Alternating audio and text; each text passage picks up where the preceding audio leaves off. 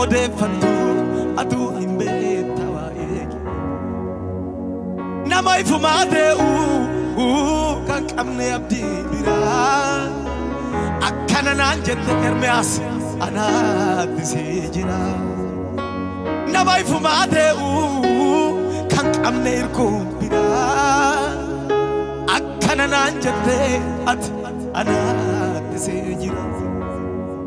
akadedum kabu anwa kawanketi ate ana baba galatati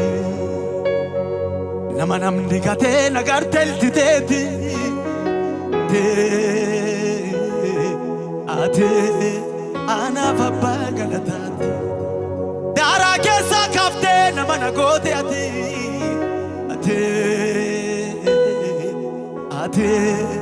ana baba galatati anwa qasimti adaqite namati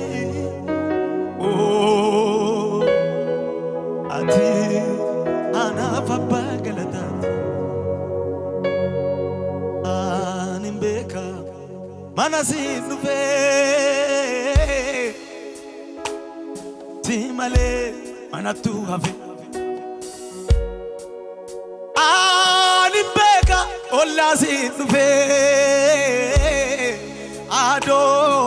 timale kararata kanafi makake jajaj akam dadaba Jesus namni jadef wansin jadu anin kana makake farfachu akam dadaba Jesus akasuman mit wansi farso aba iya filille ke samvida waqa ibisa